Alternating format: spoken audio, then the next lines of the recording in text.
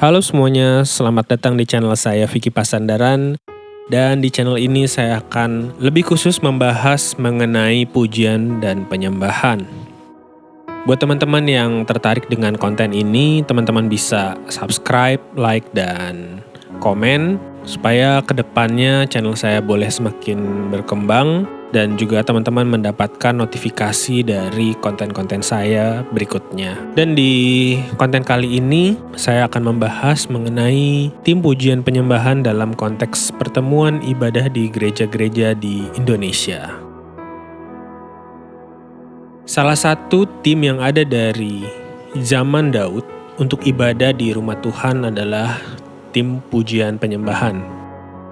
Ini dapat ditemukan di kitab 1 Tawarikh pasal 25. Pada zaman itu jumlah mereka sangatlah banyak, yakni para penyanyi dan pemain musik yang disebut sebagai ahli seni itu ada berjumlah 288 orang. Itu dapat ditemukan di ayat yang ke-7. Nah, pada zaman sekarang, tim pujian penyembahan di rumah Tuhan terdiri dari tim musik yang berisi para pemain musik. Itu diantaranya ada keyboard atau piano, gitar akustik dan gitar elektrik, drum dan perkusi, bass, bahkan terkadang ada string section atau brass section, atau bisa juga orkestra. Lalu kemudian ada para singer, dan di dalam singer itu bisa beberapa orang pendamping worship leader atau juga bisa berjumlah yang banyak. Biasanya terdiri dari sopran, alto, tenor, dan bass.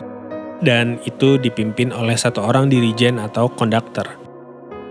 Kemudian ada lagi satu orang pemimpin yaitu worship leader sebagai pimpinan selama pujian dan penyembahan sedang berlangsung.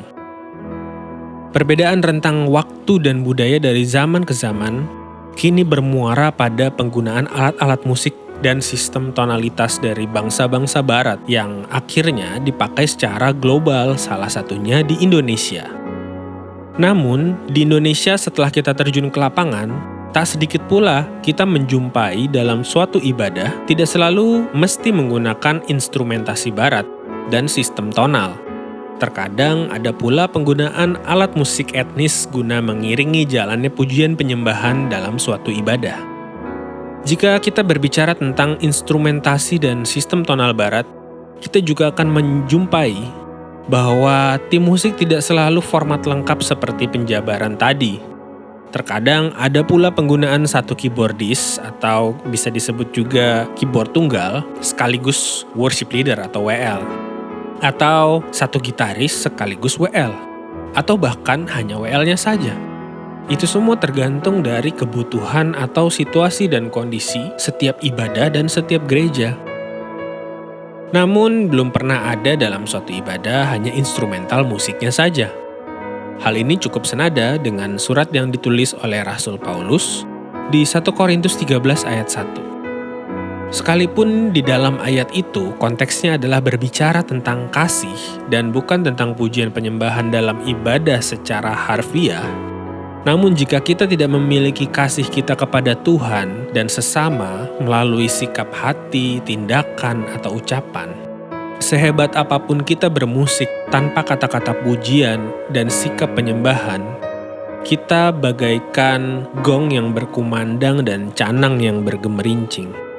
Suatu bunyi alat musik tidak terdapat suatu bahasa yang dapat dimengerti untuk membangun rohani, baik tim pujian penyembahan itu sendiri maupun jemaat. Sekalipun ada orang yang mempelajari berbagai macam ekspresi-ekspresi musik, tapi tidak semua orang memiliki level kemampuan musik yang sama. Sekalipun permainan kecapi Daud dapat mengusir roh jahat yang menempeli Saul, itu adalah satu kejadian di bumi ini yang belum tentu dapat terjadi lagi oleh orang lain. Namun demikian, musik tetap dapat memuji Tuhan dalam suatu ibadah. Kita juga pernah menjumpai di bagian interlude suatu lagu atau di bagian tengah lagu, arah lagu dapat menuju ke melodi-melodi yang dimainkan oleh alat musik apa saja tanpa suatu nyanyian. Meski begitu, kita juga tidak pernah menjumpai di lapangan bahwa ibadah dari awal hingga akhir berisikan melodi dan harmoni musik saja tanpa adanya suatu kata-kata.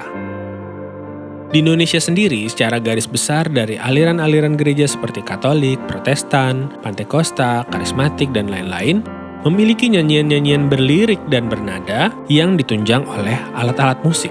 Sekalipun, lagu-lagu yang sering dinyanyikan memiliki tradisi masing-masing yang berbeda-beda di setiap aliran gereja. Jadi bukanlah musik-musik instrumental yang mendominasi jalannya suatu pujian penyembahan dalam ibadah, melainkan musik-musik yang berlirik yang menyembah Tuhan dan memuji nama Tuhan. Selain itu, pemilihan-pemilihan lagu dalam suatu ibadah pun biasanya bertema sesuai dengan suasana-suasana tertentu. Misalnya ibadah Paskah atau ibadah Natal memilih lagu-lagu tertentu yang jarang dinyanyikan pada saat ibadah hari Minggu. Demikian konten saya mengenai tim pujian penyembahan dalam konteks pertemuan ibadah di gereja-gereja, salah satunya di Indonesia. Semoga bisa menginspirasi. Tuhan Yesus memberkati.